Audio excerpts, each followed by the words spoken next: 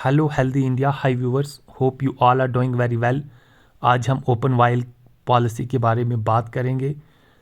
तो open while policy का मतलब है कि वैक्सीन वाइल जिसको हमने एक सेशन साइट में खोला है उसको हम एक से ज़्यादा इम्यूनाइजेशन सेशंस में इस्तेमाल कर सकते हैं 4 हफ्ते या 28 दिन तक प्रोवाइडेड। ठीक, शर्त ये है, ये कंडीशन है। कंडीशंस 5 हैं, ये तमाम आप याद रखें।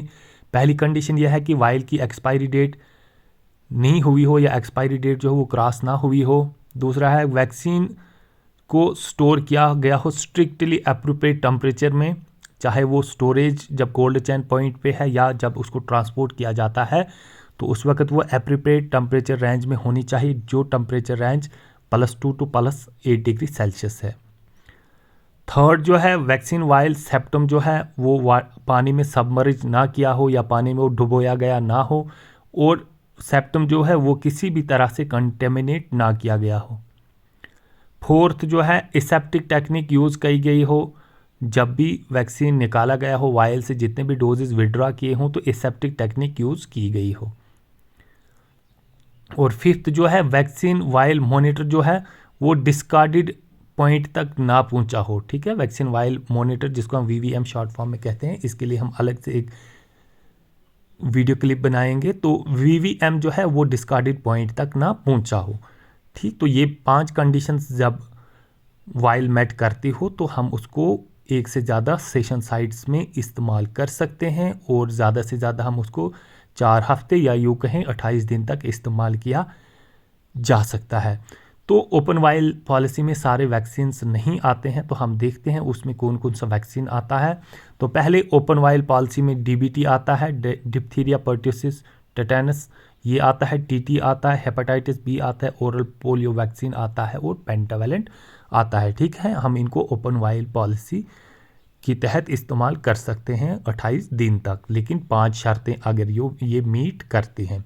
तो कौन कौन से वैक्सीन पे ओपन वाइल पॉलिसी इम्प्लीमेंट नहीं होती है या अप्लाई नहीं होती है, तो वो है measles, BCG, Japanese encephalitis vaccine पे ओपन वाइल पॉलिसी अप्लाई नहीं होती है।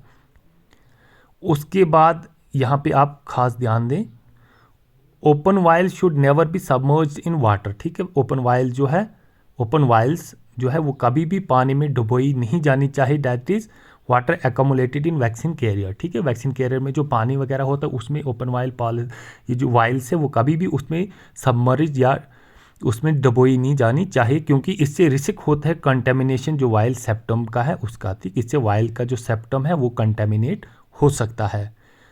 और इसके साथ ये भी याद रखें कि जितनी भी ओपन वाइल्स है इन पे जो है डेट रिकॉर्ड करना चाहिए, डेट और टाइम दोनों रिकॉर्ड करना चाहिए जब इनको खोला जाता है, ताकि हमें ये एग्जैक्ट पता रहे कि हमने इस वाइल को फर्स्ट टाइम कब खोला है और उस टाइम जो टाइम क्या था।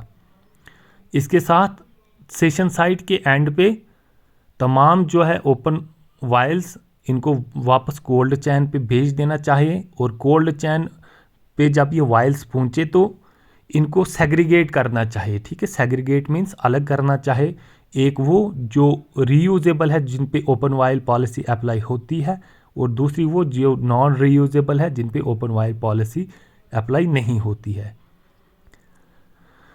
तो तमाम जो ओपन वाइल्स होंगी बीसीजी, मीजल्स और जापानीज इंसेफेलाइटिस की, इनको डिस्ट्रॉय करना चाहे 48 घंटों के बाद, या अगर उससे पहले ही सेशन है तो उस टाइम उससे पहले इनको डिस्ट्रॉय करना चाहिए, जो भी पहले हो, चाहे पहले 48 घंटे का टाइम हो जाए या उससे पहले नेक्स्ट सेशन हो, तो उससे पहले ही इनको डिस्ट्रॉय कर देना चाहिए।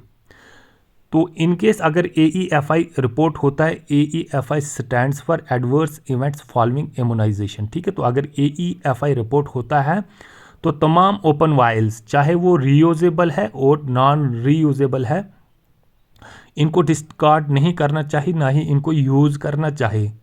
इन तमाम को स्टोर करना चाहिए प्रॉपर कोल्ड चैन में तब तक जब तक इन्वेस्टिगेशन कंप्लीट होता है, ताकि देखा जाए कि क्या मसला है वैक्सीन में।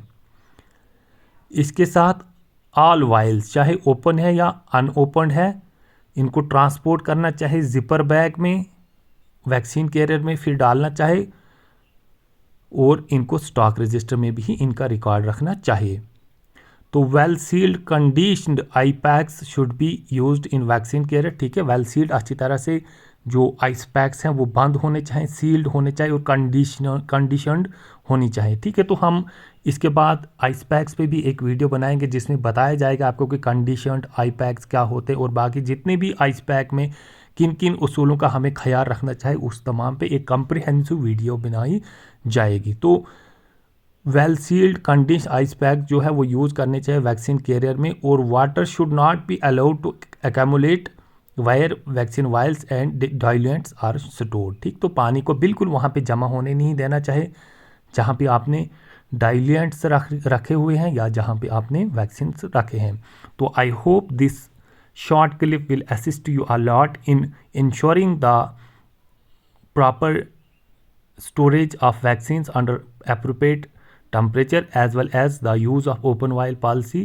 Thank you, have a nice day. And one thing, अगर आप इस चैनल पे नए हैं, अभी तक आपने चैनल को सब्सक्राइब नहीं किया है तो चैनल को सब्सक्राइब कीजिए और बेल आइकन पे टैप कीजिए ताकि इस चैनल की हर एक इम्पॉर्टेंट जो वीडियो क्लिप है वो आपके पास सबसे पहले पहुंचे। Thank you, have a nice day.